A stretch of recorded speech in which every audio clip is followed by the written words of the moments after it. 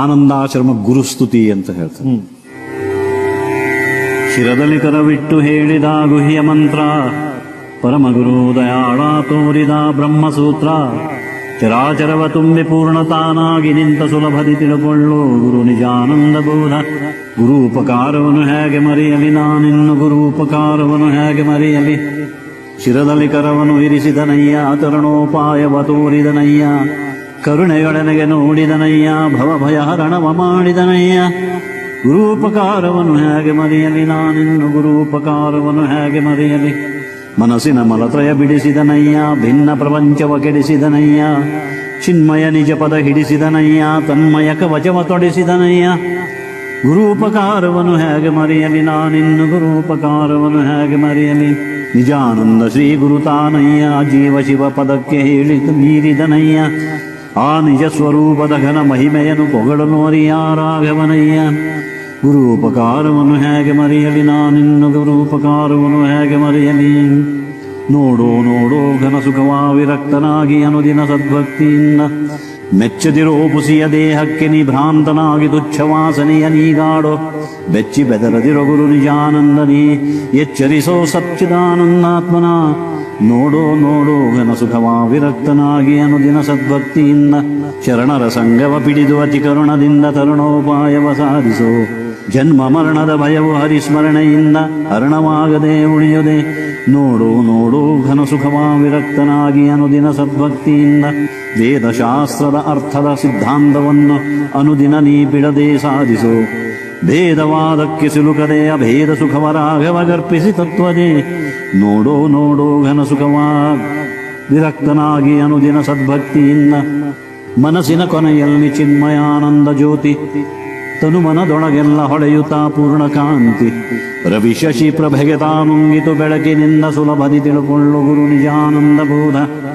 ಕತ್ತಲೆ ಬೆಳಕಾಯಿತು ಇನ್ನೇನು ಹೇಳಲಿ ಸೂಜಿಗವಾ, ಕತ್ತಲೆ ಬೆಳಕಾಯಿತು. ಕತ್ತಲೆ ಬೆಳಕು ಇಲ್ಲದ ಬೆಳಕಿನ ಜ್ಯೋತಿ, ಸುತ್ತಲೂ ಹೊಳೆಯುತ್ತ ಥಳಥಳಿಸುವ ಬ್ರಹ್ಮ. ಹಸ್ತಮಸ್ತಕವಾದ ಗುರು ಕೃಪೆ ಅನುಭವ, ಸ್ವಸ್ಥವಾಯಿತು ನಮ್ಮ ಮನಸ್ಸು ಸ್ವಾನಂದದೆ. ಕತ್ತಲೆ ಬೆಳಕಾಯಿತು ಇನ್ನೇನು ಹೇಳಲಿ ಸೋಜಿಗವ, ಕತ್ತಲೆ ಬೆಳಕಾಯಿತು. ಅಂತರ್ಯದಲ್ಲಿದ್ದ ಆತ್ಮನ ಕಾಣದೇನಾ ಭ್ರಾಂತನಾಗಿ ಬಹು ಬಳಲಿದೆ. ಶಾಂತ ಸದ್ಗುರುವಿನ ಸದ್ಭಕ್ತಿಯಿಂದಲೇ ಏಕಾಂತ ಸ್ವಸುಖ ಧ್ಯಾನಿಸಿ ನೋಡಲು. ಕತ್ತಲ ಬೆಳಕಾಯಿತು ಇನ್ನೇನು ಹೇಳಲಿ ಸೋಜಿಗವ, ಕತ್ತಲ ಬೆಳಕಾಯಿತು. ಮನದೆನಹಿನ ನೆಳಲು ಅಳಿದು ಅನುಪಮ ಘನ ಸುಖ ಸದಮಲ ನಿಜಾನಂದವರಿತನ. ಚಿನ್ಮಯ ಸ್ವರೂಪ ರಾಘವ ಹೃದಯದಿ ತಾನೇ ತಾನಾದದು ಮನಭಾವದೆ. ಕತ್ತಲ ಬೆಳಕಾಯಿತು ಇನ್ನೇನು ಹೇಳಲಿ ಸೋಜಿಗವ, ಕತ್ತಲ ಬೆಳಕಾಯಿತು. ಗುರುವಿನ ದಯೆಯಿಂದ ನೋಡಿದೆ ಸ್ವಾತ್ಮಮೂರ್ತಿ, ಪೊಗಳಲು ಅರಿಯೆನುವ ನಿರುಪಮಾನಂದ ಕೀರ್ತಿ.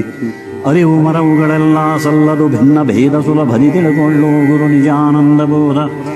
ಬೆಳಕಿನೊಳು ಘನ ಬೆಳಕಾಯಿತು ನೋಡೋ ಮಾಯಾ ತಾಳಿತೇತ ಮಾಡಿದಾತ್ಮಭಾವದಿ. ಥಳಥಳಿಸುವ ಪರಂಜ್ಯೋತಿ ಪ್ರಕಾಶದಿ, ಸ್ಥೂಲ ಸೂಕ್ಷ್ಮ ಕಾರಣ ಮೀರಿ ಮಿಂಚುತ ದಳಸಾಸಿರ ಮಹಾಕಾರಣದೊಳಗಿದ್ದು, ಧರೆಯೊಳು ಪಸರಿಸಿ ಗಗನ ಭರಿತನಾದ. ಬೆಳಕಿನೊಳು ಘನ ಬೆಳಕಾಯಿತು ನೋಡು ಇದು ಕಾರಣ ಮೀರಿ ಮಿಂಚುತ ದಳಸಾಸಿರ ಮಹಾಕಾರಣದೊಳಗಿದ್ದು, ಧರೆಯೊಳು ಪಸರಿಸಿ ಗಗನ ಭರಿತನಾದ. ಬೆಳಕಿನೊಳು ಘನ ಬೆಳಕಾಯಿತು ನೋಡು ಇದು ಹೀಗೆ ಹೋಗ್ತದೆ. Can you believe this? Bharat Nag ಅವರ ಇನ್ನೊಂದು ಮುಖಾನ ಎಲ್ಲರೂ ನೋಡ್ತಿದ್ದೀರಿ ಅನ್ಸುತ್ತೆ.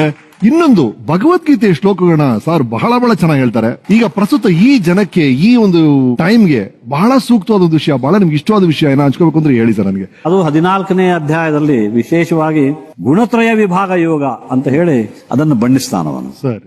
ಪರಂಭೂಯ ಪ್ರವಕ್ಷ್ಯಾಮಿ ಜ್ಞಾನಾನಾಂ ಜ್ಞಾನಮುತ್ತಮಂ, ಯಜ್ಞಾತ್ವಾ ಮುನಯಃ ಸರ್ವೇ ಪರಾಂ ಸಿದ್ಧಿಮಿತೋ ಗತಾಃ. ಇದಂ ಜ್ಞಾನಂ ಉಪಾಶ್ರಿತ್ಯ ಮಮ ಸಾಧರ್ಮ್ಯಂ ಆಗತಾಃ. ಇದನ್ನು ತಿಳ್ಕೊಂಡವನು ನನ್ನ ಲೆವೆಲ್ಗೆ ಬರ್ತಾರೆ ಅಂತ ಕೃಷ್ಣ ಹೇಳಿದ. ಮಮ ಸಾಧರ್ಮ್ಯಂ ಆಗತಾಃ ಸರ್ಗೇಪಿ ನೋಪಜಾಯಂತೆ ಪ್ರಲಯೇನ ವ್ಯಥಂತಿ ಚ. ಮಮ ಯೋನಿರ್ಮಹದ್ಬ್ರಹ್ಮ ತಸ್ಮಿನ್ ಗರ್ಭಂ ದದಾಮ್ಯಹಂ ಸಂಭವಃ ಸರ್ವಭೂತಾನಾಂ ತತೋ ಭವತಿ ಭಾರತ. ಸರ್ವಯೋನಿಷು ಕೌಂತೆಯ ಮೂರ್ತಯಃ ಸಂಭವಂತಿಯಾಃ ತಾಸಾಂ ಬ್ರಹ್ಮ ಮಹದ್ಯೋನಿರಹಂ ಬೀಜಪ್ರದ. ಸತ್ವಂ ರಜಸ್ತಮ ಇತಿ ಗುಣಾಃ ಪ್ರಕೃತಿ ಸಂಭವಾಃ ನಿಬಧ್ನಂತಿ ಮಹಾಬಾಹೋ ದೇಹೇ ದೇಹಿ ನಮವ್ಯಂ. ತತ್ರ ಸತ್ವಂ ನಿರ್ಮಲತ್ವಾತ್ ಪ್ರಕಾಶಕಂ ಅಂತ ಸತ್ವಗುಣ ಹೀಗೆ ರಜೋಗುಣ ಹೀಗೆ ಅದನ್ನ ಎಕ್ಸ್ಪ್ಲೇನ್ ಮಾಡಿ then he takes you towards the end.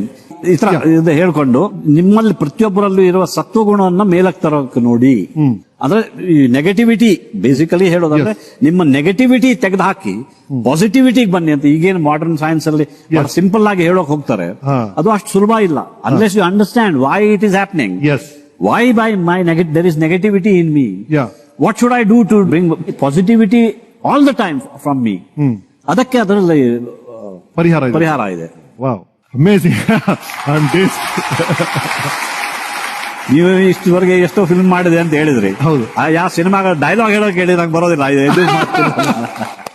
253 ಚಿತ್ರಗಳಲ್ಲಿ ಯಾವ ಚಿತ್ರದ ಡೈಲಾಗ್ ನೆನಪಿಲ್ಲ, ಆದ್ರೆ ಭಗವದ್ಗೀತೆ ಬೈ ಸೋ ನೈಸ್.